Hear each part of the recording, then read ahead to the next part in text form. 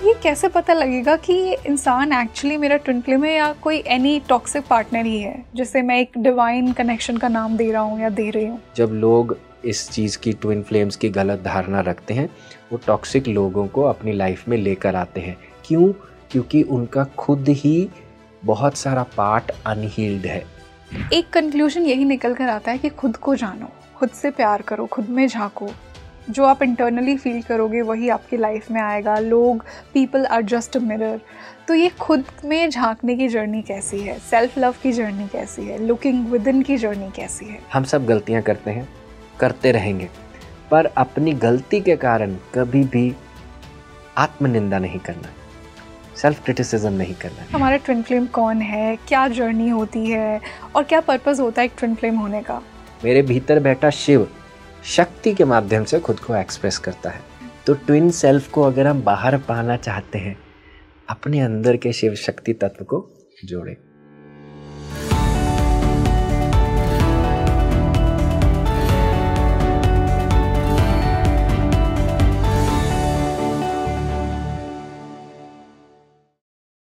Hello and welcome to India's best podcast Speaking Tree. मैं हूँ आपके साथ रंगोली शर्मा। और दोस्तों, आज का ये पॉडकास्ट बहुत ही ख़ास होने वाला है क्योंकि आज हम डिवाइन लव को समझेंगे। ऐसा माना जाता है कि शिव और पार्वती इस यूनिवर्स के पहले ट्विन फ्लेम्स थे। आजकल इंटरनेट पे बहुत ही ज़्यादा इन्फॉर्मेशन अवेलेबल है सोलमेट्स को लेकर, ट्विन फ्लेम्स को लेकर, कार्मिक पार्टनर्स को लेकर। हर इंसान को लगता है कि उसका एक सोलमेट है, एक ट्विन फ्लेम है। तो आज इन सभी के आंसर हम हितेश वशिष्ठ जी से जानेंगे। Hitesh is one of our most loved guests on Speaking Tree. हमें बहुत सारे कमेंट्स आते हैं कि हितेश जी को वापस बुलाइए। Hitesh is a body mind energy coach and a past life therapist. तो चलिए शुरुआत करते हैं आज के इस बेहतरीन पॉडकास्ट की। तो हितेश, मैं शुरुआत करना चाहूँगी इस सवाल के साथ कि इंटरनेट पे बहुत ज़्यादा इन्फॉर्मेशन अवेलेबल है सोलमेट्स को लेकर, कार्मिक पार्टनर्स को लेकर। तो ये एक्चुअली होते क्या हैं, इन दोनों में डिफ्रेंशिएट कैसे करेंगे? तो देखिए, मैं सोलमेट्स को, कार्मिक पार्टनर्स को दो एस्पेक्ट्स पे एक्सप्लेन करने की कोशिश करूँगा। सबसे पहला कि हमारा एनर्जी एस्पेक्ट, फिर हम एक डीप एस्पेक्ट की और थोड़ा सा डिस्कशन करेंगे। एनर्जी एस्पेक्ट में क्या है, जैसे सोलमेट्स क्या होती हैं, दो सोल्स जो एक लाइफ टाइम में या बहुत सारे लाइफ टाइम्स में एक दूसरे के साथ इंटरेक्शन में रही हैं, है ना, किसी भी रोल में हो सकती हैं, किसी भी रिलेशनशिप में हो सकती हैं। वो इतना अपने चीज़ों को प्रोसेस कर चुकी हैं life time to life time कि इस लाइफ टाइम में एक फ्रेंडली स्पेस में है। वाओ। इस लाइफ टाइम में एक दूसरे को इंकरेज करने के स्पेस में है। That's what we call as soulmates, है ना। और आपका सोलमेट ज़रूरी नहीं है आपका लवर ही हो, आपके मम्मी भी आपका सोलमेट हो सकते हैं, आपके पापा भी आपका सोलमेट हो सकता है, आपका बॉस भी आपका सोलमेट हो सकता है, आपका फ्रेंड भी हो सकता है, आपका नेबर भी हो सकता है, प्रोवाइडेड कि आपका एक दूसरे के साथ कैसे दिल की राह है। जिसे हम कहते हैं ना, कई रिश्ते हमारे होते हैं दिल की राह वाले होते हैं। हम उनसे रोज़ नहीं मिलते, पर कभी कभी जब मिलते हैं तो हमें पता है कि ये व्यक्ति मेरे लिए है या मेरे साथ है, इसको मैं अपना दोस्त बना कह सकता हूँ। तो ऐसे लोग, ऐसी आत्माएं जो एक दूसरे के साथ बॉडी में एक लाइफ टाइम में आती हैं, इनको हम सोलमेट्स के स्पेस में लेकर जा सकते हैं। Okay. ये भी कर्मा के अंदर होते हैं, कर्म के सिद्धांत के अंदर चलते हैं, क्योंकि पुराने अगर हमारे अच्छे कर्म रहे हैं तो अच्छा सोलमेट हम अपने साथ लेकर आते हैं। पर बहुत सारे हमारे कार्मिक कनेक्शंस इसके आउटसाइड भी होते हैं। आउटसाइड यानी कि वो हमारी शैडोज को रिफ्लेक्ट करते हैं। आउटसाइड यानी कि जिनके साथ पास्ट लाइफ में हमने अपने इश्यूज को प्रोसेस नहीं किया है, अब इस लाइफ टाइम में उसका क्लोजर लेने के लिए वो आए हैं। अच्छा। या हमें भी उनको क्लोजर देना है या उनको भी हमें क्लोजर देना है। जैसे फॉर एग्जांपल, किसी लाइफ टाइम में आपने किसी को बहुत प्रताड़ित किया, उनको बहुत सारी पेन दी, उनको स्लेवरी का फीलिंग दिया। इस लाइफ टाइम में आपकी शायद वो मदर इन लॉ बन के आए और आप डॉटर इन लॉ बन के आए और आपको भी एक तरह का स्लेवरी फील हो, बंदिश फील हो। तो क्या है, जो रोल्स बदल गए, पर जो सीखना है आपको वो सेटअप से एज इट इज ही पिक होके आ जाएगा कि वहाँ पे मैंने अगर किसी को ऐसा एक्सपीरियंस दिया, अब मुझे भी वो एक्सपीरियंस लेना होगा, क्योंकि इसी से ही मुझे होलनेस का एक्सपीरियंस होगा। मैं परपेट्रेटर भी बनूंगा। परपेट्रेटर यानी कि मैं पीड़ा भी दूंगा और विक्टिम भी बनूंगा। जिसको पीड़ा मिलेगी वो भी बनूंगा, ओके, है ना। तो मारने वाला भी मैं बनूंगा, मरने वाला भी मैं बनूंगा। तो यही सारी चीजों को सीखते सीखते ये हमारे सारे कार्मिक कॉन्ट्रैक्ट्स होते हैं, ओके, है ना।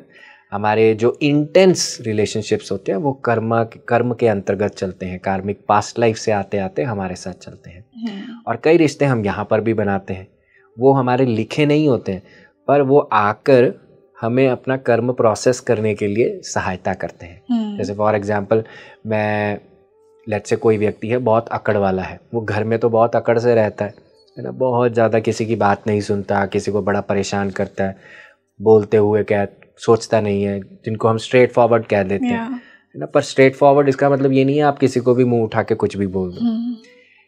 ये व्यक्ति के जो रिश्तेदार हो सकते हैं, जो इनके इर्द गिर्द रह रहे हैं, नज़दीक हैं, बहुत समय व्यतीत करते हैं इसके साथ, ये इसके पास्ट लाइफ से आ सकते हैं। पर वो भिखारी जो सड़क पर बैठा है, जिसको ये कटु बोल रहा है, वो हो सकता है कि इसकी पास्ट लाइफ से ना आए, पर वो भी इस लाइफ टाइम में है, क्योंकि वो भी अपनी प्रेजेंस से इसको बताना चाहता है कि तुम्हें इस चीज़ पर काम करने की आवश्यकता है। ओके, क्योंकि मिरर है ना, हर व्यक्ति मिरर है, वो भी कुछ मिरर मेरे को दर्शा रहा है कि तुम अपनी वाणी पर काम करो, अपनी ये जो कटुता तुमने भरी हुई है इस पर काम करो। अच्छा, तो ये कह सकते हैं कि सोलमेट्स थोड़ा पॉजिटिव काइंड ऑफ कनेक्शन होता है, वेरस कार्मिक पार्टनर्स थोड़ा वो होते हैं जो हमें पेन दें या हमें लेसन सिखाएं। हाँ, जिनके साथ अपहीवल्स होते हैं। राइट। सोलमेट्स हमें इंकरेज करते हैं, हाँ, है ना, एक सपोर्टिंग रोल में हमें वो लेकर जाते हैं। कार्मिक कॉन्ट्रैक्ट्स हमें जरूरी नहीं है सपोर्टिंग हो, है ना, पर वो हमारे अंदर थोड़े अपहीवल्स, डिसहार्मनी भी क्रिएट होती है। ये दोनों ही हमारे प्रोग्रेशन में कैसे हेल्प करते हैं, क्योंकि ये दोनों ही हमें खुद को जानने के लिए हेल्प करते हैं। बिल्कुल। तो इसी से हितेश, मैं एक डिवाइन कॉन्सेप्ट पर मूव करना चाहूँगी, ट्विन फ्लेम्स पर। माना जाता है कि शिव और पार्वती इस यूनिवर्स के पहले ट्विन फ्लेम्स थे। तो इस कॉन्सेप्ट का ओरिजिन क्या है, एक्चुअल ट्विन फ्लेम क्या होता है? बहुत ही ज़्यादा इन्फॉर्मेशन अवेलेबल है इंटरनेट पे। तो एक्चुअली में हमारा ट्विन फ्लेम कौन है, क्या जर्नी होती है और क्या पर्पस होता है एक ट्विन फ्लेम होने का? तो देखिए, ट्विन फ्लेम को भी हमें एक एनर्जी स्पेस पे समझना चाहिए। आई अंडरस्टैंड, जब हम ट्विन फ्लेम की बात करते हैं, स्पेशली इन लव, लोग ऐसा ढूंढते हैं कि मेरा ट्विन फ्लेम है और मेरी शादी ट्विन फ्लेम से होनी चाहिए। मैं मना नहीं कर रहा हूँ, आपका ट्विन फ्लेम यहाँ हो सकता है और ये भी पॉसिबिलिटी है कि वो यहाँ नहीं हो, पर इसका डीपर मीनिंग समझने की ज़रूरत है। जैसे आपने शिव शक्ति की बात करी और कहा कि ये फर्स्ट लव यही है, तो अगर आप शिव शक्ति की बात कर रहे हैं तो आप मुझे बताइए, क्या शिव शक्ति के बिना है? नहीं। क्या शक्ति शिव से बिना है? नो।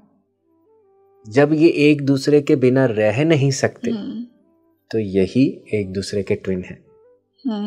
अब आप खुद सोचिए, आप किसी व्यक्ति के बिना रह सकते हैं? रह सकते हैं ना, क्योंकि शरीर आया है, शरीर जाएगा। हम अपने लव्ड वंस को कभी खोएंगे, कभी मैं जाऊंगा, कभी कोई और जाएगा। तो ट्विन सेल्फ का मतलब क्या है? खुद के साथ कनेक्शन।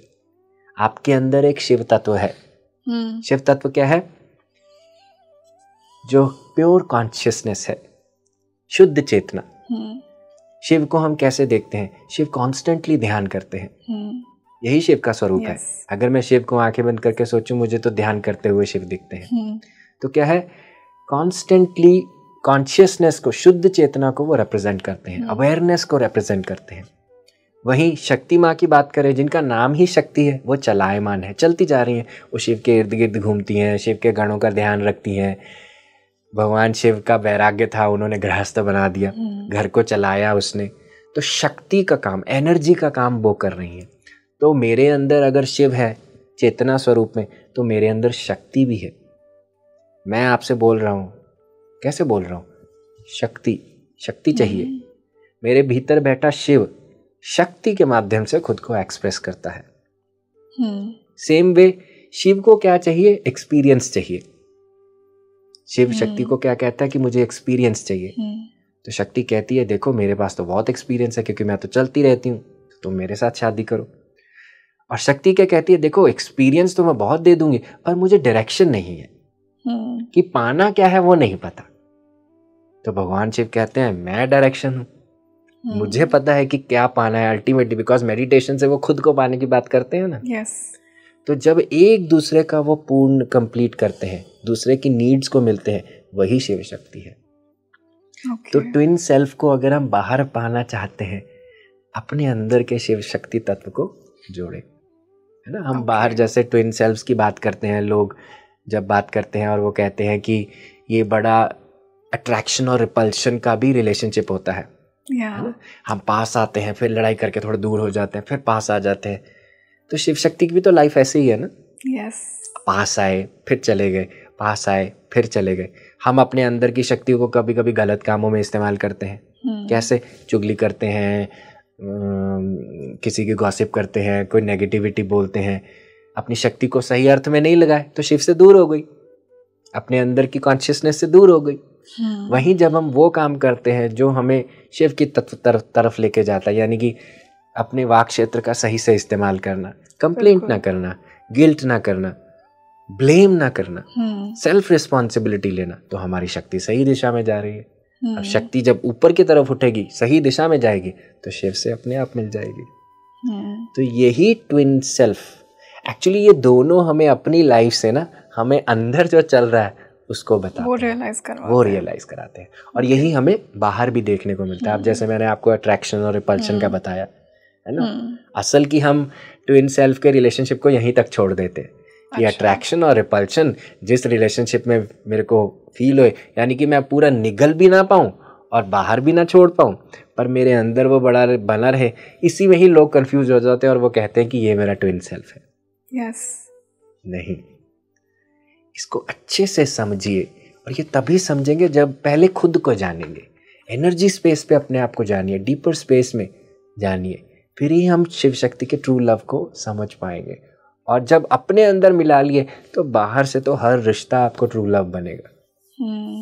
हाँ, एक होगा, एक जरूर होगा आपके लिए, और वो अपने आप पता चल जाएगा, आपको कुछ कहना नहीं पड़ेगा। पर वहां तक पहुंचने के लिए अपने अंदर के मेट को जानना जरूरी है। बिल्कुल। तो हितेश, इसी से मैं नेक्स्ट सवाल पे मूव करना चाहूँगी। जैसा कि आपने फेज़ की बात की, तो एक ट्विन फ्लेम जर्नी में ऐसे बताते हैं कि बहुत सारे फेजेस होते हैं। पहले सोल रिकग्निशन होता है कि ये इंसान मेरा ट्विन फ्लेम है, फिर चेजर रनर एनर्जी, और फिर सेपरेशन, और फिर एक यूनियन होता है। तो इसी से मेरा सवाल ये आता है कि क्या हर ट्विन फ्लेम का यूनियन होता है इस 3D रेल्म में? क्या सभी के ट्विन फ्लेम्स यहाँ होते हैं?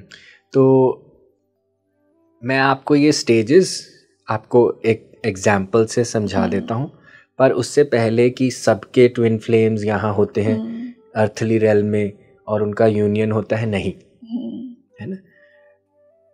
हो सकता है आपका ट्विन फ्लेम हो और नहीं भी हो, है ना, एक लिटरल टर्म्स में। और ये भी हो सकता है आप यहाँ पे हो, आपका ट्विन फ्लेम किसी और डायमेंशन पे हो।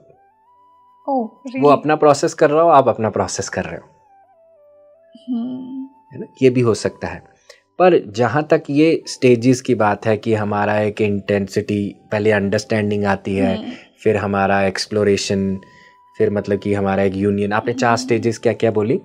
Soul recognition, and then chaser and runner energy, and then separation, and then reunion. Perfect. तो अब मैं आपको इस सारी स्पेस को शिव शक्ति के माध्यम से समझाता हूँ। श्योर। अब एक समय था जब शक्ति माता सती के रूप में आई, है ना। वो अपने राजा दक्ष के पास, जो उनके पिता थे, उनके पास रहने लगी। एक समय पर जाकर शिव के लिंग को देखा, शिवलिंग के पास जब पूजा करी तो उनके अंदर कुछ जागा कि इसको पाना है, इस शिव को पाना है, मुझे इसकी आराधना करनी है। तो छोटे होते से ही, बाल्यकाल से ही सती माता भगवान शिव की तपस्या करने लगी। धीरे धीरे धीरे धीरे करके वो इच्छा तीव्र हो गई, मुझे इसी को पाना है। तो क्या है, उसी स्पेस में उनको समझ आया मुझे इसी को ही ब्याना है। तो क्या है, ये रिकग्निशन है। जब रिकग्निशन हुई, अब ब्याना है, तो कैसे ब्याना है, तो चेजिंग शुरू हो गई। चेजिंग मतलब खूब सारी तपस्या करनी होगी, उसके समान बनना होगा, तभी तो मैं उसे पाऊंगी ना। ऐसे थोड़ी पालूंगी, वो मेरे लिए बैठा थोड़ी है। उसके लिए तो ही इज मतलब मोस्ट एलिजिबल बैचलर, उसके लिए तो कोई भी शादी करने के लिए तैयार होगा। पर उसके लिए मैं ही क्यों, तो उसके समान बनना होगा मुझको। और वो समान कैसे बनेंगे, जब मैं भी उसके समान बनूंगी, मैं खुद को जानूंगी, खुद के पुरुषार्थ को पहचानूंगी। तो अब ये क्या हो गया, चेजर एनर्जी हो गई। चेज किया उस चीज को। फिर सेपरेशन भी हो गया, क्योंकि सती माता को एक समय में अपना शरीर छोड़ना पड़ा। सती माता ने भगवान से जब उन्होंने कहा कि मुझे अपने पिता के यज्ञ में जाना है, आप भी चलो, तो भगवान शिव ने मना किया, नहीं जाऊंगा।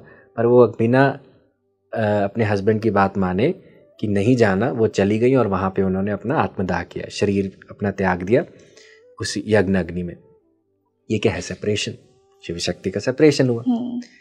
फिर नेक्स्ट लाइफ टाइम में फिर से सेम स्पेस करी, यही रिकग्निशन, चेजर, इस स्पेस तक पहुंची। रिकग्निशन और चेजर क्या है? अब रिकग्निशन में पास्ट लाइफ उनका जागा कि मैं शिव को जानती हूं। पार्वती को क्या लगा? मैं शिव को जानती हूं। जब साधना करनी शुरू हुई तो याद आया मैं ही सती हूं, मैं पहले शिव के साथ ही थी, अब मुझे फिर से शिव के पास जाना है, यही मेरे जीवन का उद्देश्य है। पर शिव जी तपस्या में है, क्योंकि वो तो सती के वियोग से निकल रहे हैं, अभी आंखें नहीं खोलेंगे। हजारों साल तपस्या में लीन है। शिव ने आंखें क्यों नहीं खोली? क्योंकि वो चाहते, लोग उनको कहते थे, देवता कहते थे, आप पार्वती माता आ तो गई, अब आप शादी कर लो। उन्होंने क्यों शादी नहीं करी? क्योंकि वो चाहते पार्वती पहले जाने वही आदि पराशक्ति है। अच्छा। वो जाने वही शक्ति स्वरूपनी है, यानी कि खुद को जाने। क्योंकि जब खुद को जान लिया तो जो गलती सती बन के करी कि अपने शरीर को त्यागा आवेश में आकर, वो इस बार नहीं होगा। और जो सेपरेशन क्रिएट हुआ वो कभी भी क्रिएट नहीं होगा। तो जब हम खुद को जान लेते हैं, जब पार्वती ने खुद को जान लिया, तो उनका मिलन कॉन्स्टेंटली एक यूनियन में चला गया, यानी कि अब कोई भी सेपरेशन नहीं। तो ये कहानी हमें क्या बताती है कि हर सेपरेशन को हम एक्सपीरियंस करते हैं अपने रिलेशनशिप्स में, किसी में भी। वो सेपरेशन आपको पेन देने के लिए नहीं है, पर उस पेन के माध्यम से आप अपने से कितना जुड़ रहे हो। जैसे पार्वती माता उस पेन के माध्यम से, शिव जी ने उनको समय दिया अपने आप को जानने का कि दैट शी इज आदि पराशक्ति हरसेल्फ। जब वो जाना, फिर खुद को पा लिया। तो खुद को जानेंगे। ट्विन फ्लेम्स क्या है? ट्विन सेल्फ क्या है? खुद को जानने की एक क्रिया है। एक व्यक्ति जिसको हम शरीर कह देते हैं, आप एनर्जी स्तर पर समझेंगे तो वो बात अलग है। पर बाहर ढूंढने की आवश्यकता नहीं है। ये मैं जरूर कह देता हूँ, अगर आप खुद पर काम करोगे, आपका ट्विन सेल्फ यहाँ है नहीं है, आपके लिए अगर वो बना है, तो वो अपने आप ही, सृष्टि एक ऐसी कॉन्स्पिरेसी रचेगी, वो अपने आप ही आपके सामने आ जाएगा। Definitely yes. हितेश, अब हम दोनों पार्टनर्स की बात करते हैं ट्विन फ्लेम जर्नी में। एक अनअवेकेंड होता है और एक अवेकेंड होता है। तो जो अनअवेकेंड पार्टनर होता है वो कार्मिक पार्टनर्स को अट्रैक्ट करता है। तो जो अवेकेंड पर्सन है इस जर्नी में, क्या उसको सेपरेशन फेज में दूसरे पार्टनर्स को डेट करना चाहिए, दूसरे लोगों को डेट करना चाहिए? क्योंकि ये जो सेपरेशन और रिजेक्शन मिलता है अपने ट्विन फ्लेम से, इट्स वेरी पेनफुल। चलिए, again I will take you back to the story of Shiv Shakti. Okay, is it okay? या क्योंकि आपने शिव शक्ति की बात करी, आई थिंक मुझे लगता है कि हम अगर उनकी एग्जाम्पल से समझें तो हम और अच्छे से समझ सकते हैं। अब एक समय ऐसा था जब शिव और पार्वती एक दूसरे को शादी करना चाहते थे, और पार्वती माता की माँ मैना रानी पार्वती माँ की शादी शिव जी के साथ नहीं करना चाहती थी। क्यों? क्योंकि उनको लगा कि ये शिव जी, इसके पास खुद का घर नहीं है। जैसे एक नॉर्मल माँ सोचे कि ये मेरी बेटी को क्या सुख देगा, तो ये भूत पिशाच वाले व्यक्ति जो उसकी संगत में रहते हैं, मैं इसके साथ अपनी बेटी को नहीं ब्याऊंगी। अब ये स्पेस है दोनों का। माता ने उस समय अपनी माँ को क्या कहा कि देखो, शादी तो मैं उसी से ही करूंगी, प्लस आपकी रजामंदी से ही करूंगी। मतलब कि आपका दिल भी नहीं तोड़ूंगी और आपकी रजामंदी से ही करूंगी। ये कौन बोलता है? ये व्यक्ति जो अवेकन्ड है, जो जगा हुआ है, जो श्योर है। तो जब व्यक्ति, भले ही वो आदमी है, औरत है, अवेकन्ड है, तो आप खुद सोचिए, क्या उसको दूसरे लोगों को डेट करने की जरूरत पड़ेगी? नहीं। जब इतना श्योरिटी, क्या पार्वती माता ने किसी XYZ व्यक्ति को डेट किया उस समय? नहीं। Make sense, yes. तो जब आप अवेकन्ड हो चुके हैं, आप खुद से मिलने, अवेकन्ड मीन्स जो खुद से जुड़ गया है, जो जग गया है, जो सोया नहीं हुआ, जो जग गया है। जो जग गया है उसको जब खुद को पा लिया तो वो खुद का सेंटर जान चुका है, अब उसकी कोई पूर्ति कोई पूरा नहीं कर सकता। Make sense. उसको अपने ऊपर का व्यक्ति चाहिए। ऊपर का व्यक्ति शिव है, तो उसको शिव मिल गया, शिव ही चाहिए। ठीक सीता मैया भी। सीता मैया के स्वयंवर में सीता मैया को हम शक्ति का स्वरूप मानते हैं, क्योंकि वो धरती से पैदा हुई, धरती में ही चली गई, तो शक्ति स्वरूप नहीं है वो। तो स्वयंवर में क्या टेस्ट रखा गया कि वो जो धनुष है, शिव धनुष है, उसको जो तोड़ेगा वही सीता को ब्याहेगा। तो सीता मैया का ये जो धनुष है, क्योंकि सीता मैया उस धनुष को छोटे होते बाल्यकाल में उठा चुकी थी, तो राजा जनक ने सोचा था कि ये अगर इसे उठा सकती है, वही व्यक्ति होना चाहिए जो इसको उठाकर इसके प्रत्यंचा चढ़ाए, यानी कि एक लेवल ऊपर होना चाहिए। जो उठा ही नहीं सकता वो तो इससे लेवल डाउन ही है, तो उसके साथ तो मैं बेटी को नहीं ब्याहूंगा। तो यही टेस्ट रखा गया। वो धनुष देखिए, वो धनुष क्या है, आपके तीसरे नेत्र की शेप में है। धनुष का शेप क्या होता है, ऐसे आंख बनती है और प्रत्यंचा चढ़ती, और राम जी ने उसकी प्रत्यंचा चढ़ाते ही तोड़ दिया, यानी कि तीसरे नेत्र से शक्ति यहाँ चली गई, टूटकर यहाँ चली गई। क्योंकि यहाँ पर जो व्यक्ति है उसको कौन ब्याह सकता है, यहाँ वाला राम जी यहाँ है। जैसे शिव यहाँ पर है, शक्ति यहाँ पे मिली, सीता मैया यहीं पे हैं, third I, she is a goddess herself, प्रकृति का स्वरूप है वो। तो उनको कौन, जो जगा हुआ है उससे जगा हुआ ही व्यक्ति जुड़ सकता है, शादी कर सकता है। बिल्कुल, है ना। अगर हाँ ये भी हो सकता है, अगर आप जगे हुए हैं तो आपके अंदर इतनी पेशेंस भी जागती है, जो नहीं जगा हुआ उसके लिए वेट करने रुकने की। यस हितेश, इसी से मैं नेक्स्ट सवाल पे मूव करना चाहूँगी कि लोग आजकल ट्विन फ्लेम के नाम पे बहुत टॉक्सिक लोगों को भी अट्रैक्ट करते हैं, ये सोच के कि ये इंसान मेरा ट्विन फ्लेम है, सोलमेट है, और इसके चलते हुए वो बहुत ही ज़्यादा मिसट्रीटमेंट और डिसरिस्पेक्ट सहन करते हैं। तो ये कैसे पता लगेगा कि ये इंसान एक्चुअली मेरा ट्विन फ्लेम है या कोई एनी टॉक्सिक पार्टनर ही है, जिससे मैं एक डिवाइन कनेक्शन का नाम दे रहा हूँ या दे रही हूँ? देखिए, मैं इसमें सबसे पहले ये कहूँगा, stop searching for your twin flame. Stop searching, क्योंकि अगर आप क्लैरिटी हमें नहीं है और इस स्पेस में आप अपने ट्विन फ्लेम को ढूंढते रहेंगे, you will not attract them, you will attract toxicity. क्योंकि आप बाहर कुछ ढूंढ रहे हैं। अपने अंदर ढूंढने की बजाय आप बाहर ढूंढेंगे तो गलती होएगी। पहले अंदर ढूंढिए, फिर बाहर ढूंढिए, फिर सब ठीक होगा। जहां पर लोग टॉक्सिक रिलेशनशिप्स को अपनी लाइफ में मैनिफेस्ट करते हैं, go to my question that I asked, that why have I attracted them in my life. मैंने क्यों इनको आकर्षित किया अपने जीवन में?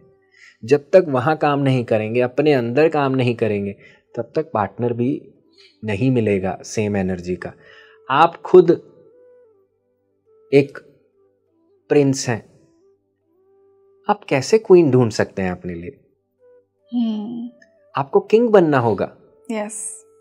आप एक प्रिंसेस हैं, आप कैसे एक किंग ढूंढ सकते हैं अपने लिए? प्रिंसेस और क्वीन में, किंग और प्रिंस में क्या अंतर है? Maturity, awakenness. One is awakened, one is sleeping. एक का एक्सेप्टेंस स्पेस ज्यादा है, एक का एक्सेप्टेंस स्पेस जीरो है।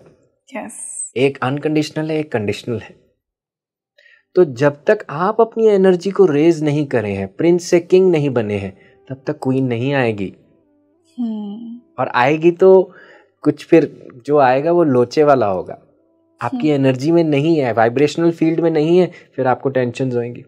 मैं ये नहीं कह रहा वो रिश्ता गलत होगा, पर क्योंकि आप खुद को देखना नहीं चाहते, आप समझना नहीं चाहते कि मैं क्यों अट्रैक्ट किया, आप उस व्यक्ति में ही खामियां निकालते रहेंगे।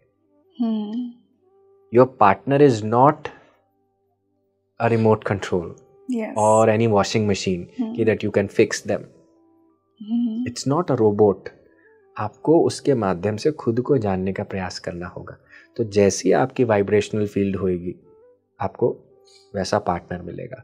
मोस्टली जब लोग इस चीज़ की, ट्विन फ्लेम्स की गलत धारणा रखते हैं, वो टॉक्सिक लोगों को अपनी लाइफ में लेकर आते हैं। क्यों? क्योंकि उनका खुद ही बहुत सारा पार्ट अनहील्ड है। और वो अनहील्ड पार्ट्स कहाँ से आते हैं? आपकी पास्ट लाइफ से भी आते हैं, आपकी मदर्स वूम से भी आ सकते हैं। मदर्स वूम्स यानी कि आप एक एक्सीडेंटल प्रेगनेंसी है ना, उस समय माँ आपको पैदा नहीं करना चाहती थी, तो बच्चे ने तो वो वाइब्रेशन ली, एक सेंस ऑफ रिजेक्शन क्रिएट किया।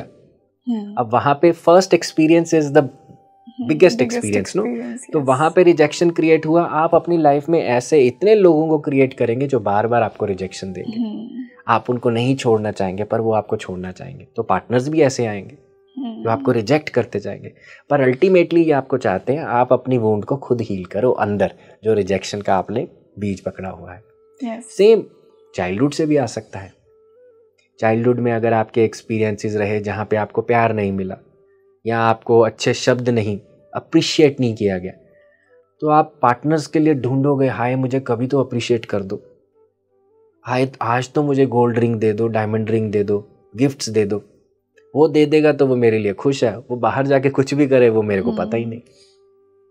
तो टॉक्सिसिटी कहाँ से आती है? जब आप अपनी अनहील्ड सेल्फ के साथ दुनिया में उतरेंगे तो लोग तो उसी चुंबक से चिपकेंगे। yes. जब आप अपनी चुंबक की सफाई करेंगे तो लोग भी वैसे हाई क्वालिटी आएंगे, और जो क्वालिटी के अधीन नहीं भी होगा वो आपको टेंशन नहीं देंगे। आपसे लग भी गया आप थोड़ा ऐसे करके निकल जाएंगे। yes. हितेश, इसी से मेरा अगला सवाल ये आता है कि क्या सभी ट्विन फ्लेम्स का यूनियन होता है, और अगर जिनका नहीं होता काफ़ी रीजंस की वजह से, कि किसी ने किसी कार्मिक पार्टनर को अट्रैक्ट किया, उसके साथ वो सेटल्ड है, तो क्या इस 3D रेल्म में सभी का यूनियन होता है, या they get converted into a married couple? देखिए, ये ट्विन फ्लेम को अगर आप एक लाइफ टाइम में देखेंगे तो मैं आंसर कहूँगा नहीं होता। अच्छा, कि सबका यूनियन नहीं होता। पर अगर आप जर्नी ऑफ द सोल बात करेंगे, which is like life time to life time, there will come a time when you will have the union. It is equivalent कि एक समय आएगा जब आप उस परम सत्ता को अपने अंदर जान लेंगे। वो इस जन्म में जाएंगे, किसी और जन्म में जाएंगे, पर जागेंगे, 100% जागेंगे। तो यही यूनियन है। यूनियन इज नथिंग बट जीवात्मा मीटिंग परमात्मा। यस हितेश, ऐसा माना गया है कि ट्विन फ्लेम्स का सिर्फ इंडिविजुअल पर्पस नहीं होता है कि जस्ट दो सोल्स आई, उन्होंने दे आर टुगेदर। इनका एक कलेक्टिव पर्पस भी होता है कि अपने प्यार से इस प्लैनेट की वाइब्रेशन को रेज करना। तो आपका इसके बारे में क्या कहना है? जी बिल्कुल, बिकॉज ट्विन फ्लेम यूनियन मतलब कि दो अवेकन्ड स्पेसिस इकट्ठे होना, दो अवेकन्ड सोल्स बीइंग्स इकट्ठे आ जाना, इकट्ठे होना। और दोनों ने अपना अपना पुरुषार्थ किया। जब अपना अपना व्यक्ति पुरुषार्थ करते हैं और जग जाते हैं तो क्या होता है, सिर्फ कल्याण उनका नहीं होता है, वो समाज का भी कल्याण करते हैं, है ना। तो एक नेचुरल है, हम सबके दो पर्पस हैं, एक इंडिविजुअल और एक कलेक्टिव। जैसे इंडिविजुअल पर्पस क्या है किसी व्यक्ति का, कि अपने सही पुरुषार्थ को जानना, अपने पोटेंशियल को जगाना, और वो पोटेंशियल किसी भी माध्यम से अपनी क्रिएटिव सेल्फ को एक्सप्रेस करना। लेट्स से ये आपका पर्पस है इस लाइफ टाइम में।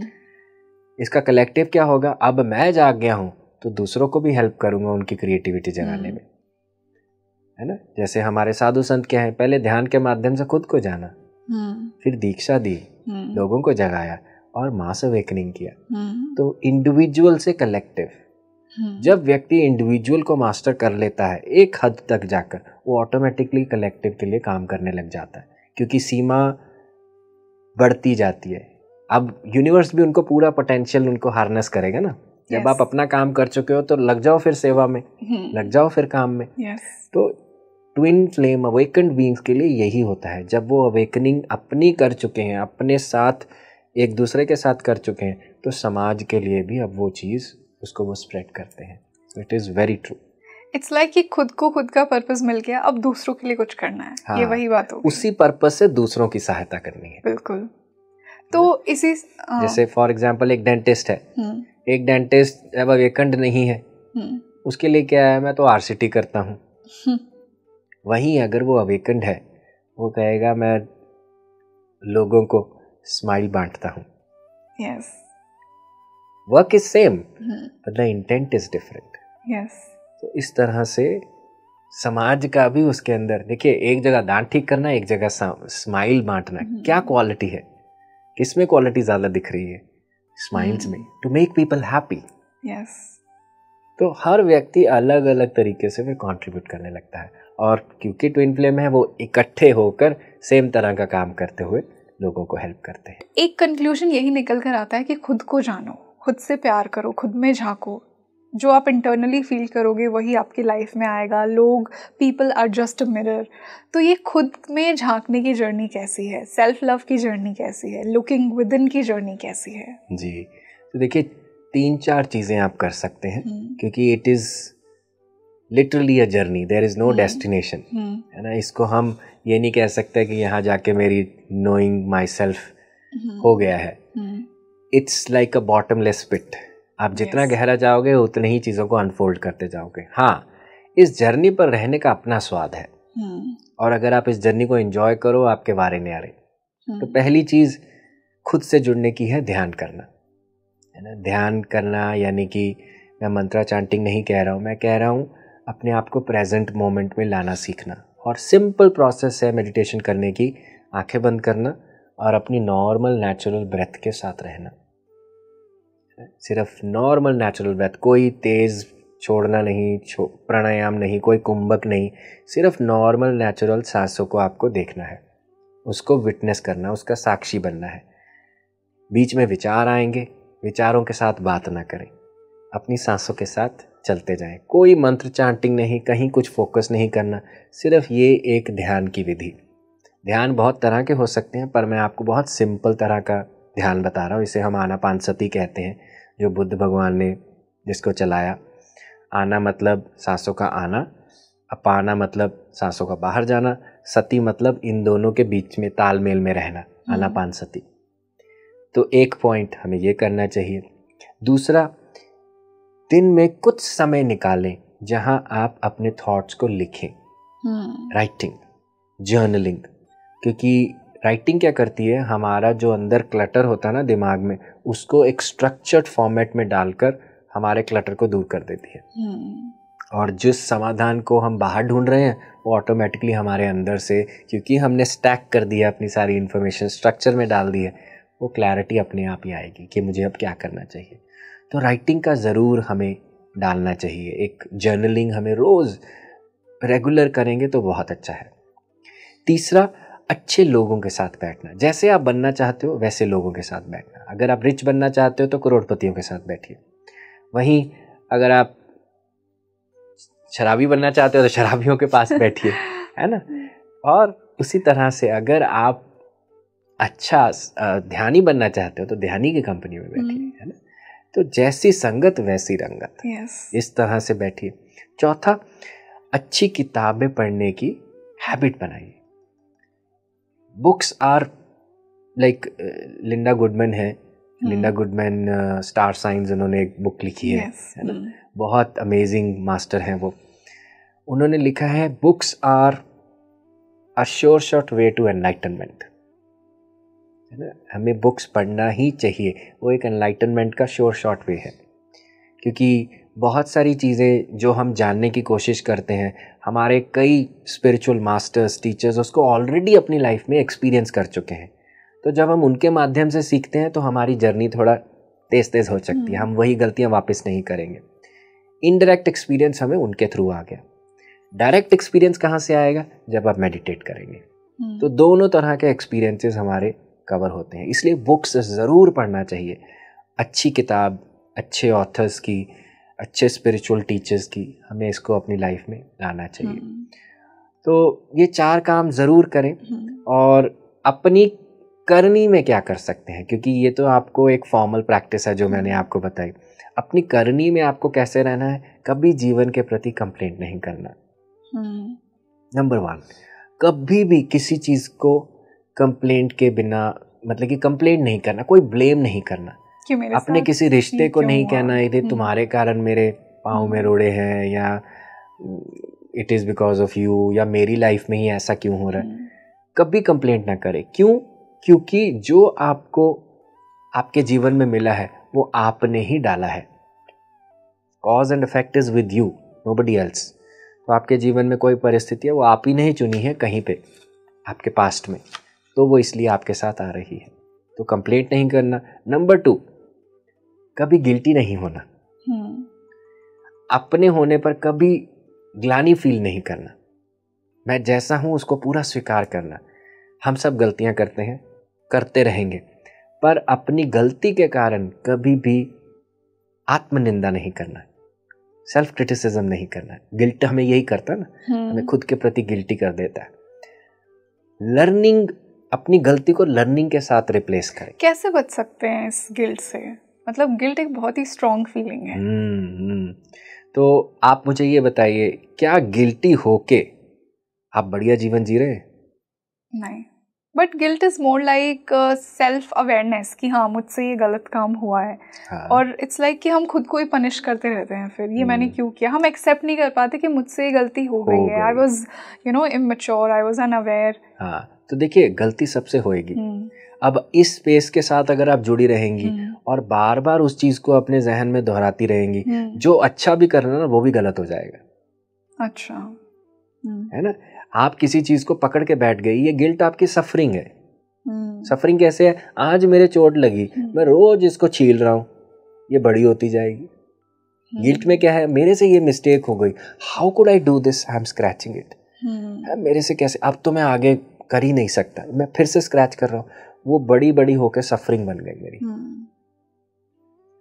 पर वहीं इसके अगेंस्ट गिल्ट की एनर्जी को आपको लर्नर्स हैट बनाना है। लर्नर्स हैट क्या करती है? मेरे से गलती हुई, मैं क्या सीख सकता हूं इससे, सीखूं और आगे बढ़ जाऊं। पर अपने होने पे कभी भी निंदा या गिल्टी नहीं होना, क्योंकि आप दिव्य हैं, you are divine. Why? Because इस सृष्टि में सबसे डिवाइन क्या है? गॉड। और हम ये भी कहते हैं ना, भगवान अंदर बैठता है। तो कोई इतनी डिवाइन स्पेस चीज आपके अंदर बैठेगी अगर आप डिवाइन नहीं हो? नहीं। हम मंदिर के बाहर भी माथा टेकते हैं, उस इष्ट को जो उसके अंदर बैठता है उसको भी माथा टेकते हैं। हमारे लिए दोनों दिव्य हैं। तो ये मंदिर है और उसके अंदर उसका इष्ट बैठा है, तो दोनों ही दिव्य हैं। तो गिल्टी इसीलिए कभी नहीं होना, क्योंकि गिल्टी की एनर्जी आपको कभी भी आपके जीवन में आगे नहीं बढ़ने देगी। गलतियां हम सबसे होंगी, होती जाएंगी, और यही हमारा ह्यूमन एक्सपीरियंस है। पर उससे सीख कर ही हम अपने स्पिरिचुअल सेल्फ को जानेंगे।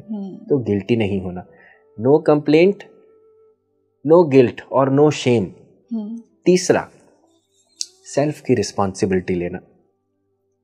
खुद का रिस्पॉन्सिबिलिटी लेना शुरू करें, क्योंकि बहुत बार हम अपने जीवन में कोई रिस्पॉन्सिबिलिटी कैसे लेते हैं? दूसरे के कंधे पर बंदूक रख के, इसने कह दिया तो मेरा ठीक है, मैं इससे शादी करना चाहता हूँ, मम्मी पापा ने कह दिया तो मेरा ठीक है। हम बहुत सारे डिसीजंस दूसरों के हिसाब से लेना शुरू करते हैं।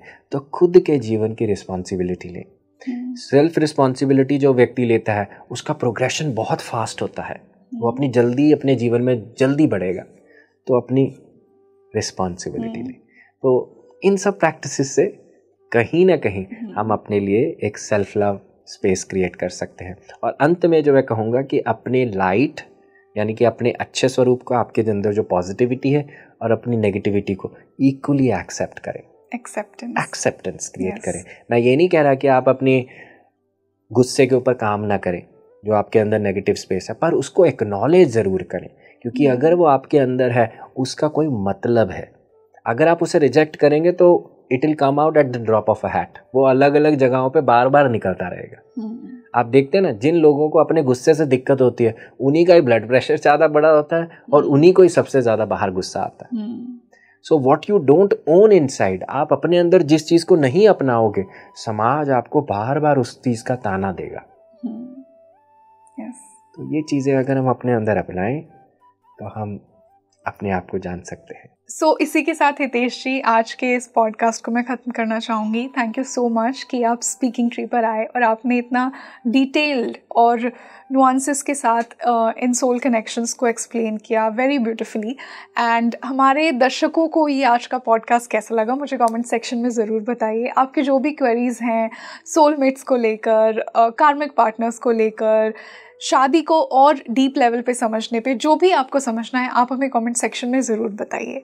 तो जुड़े रहिए मेरे साथ इंडिया के बेस्ट पॉडकास्ट स्पीकिंग ट्री पर। मैं हूँ आपके साथ रंगोली शर्मा। मिलते हैं जल्द ही एक और बेहतरीन पॉडकास्ट के साथ। थैंक यू एंड नमस्ते।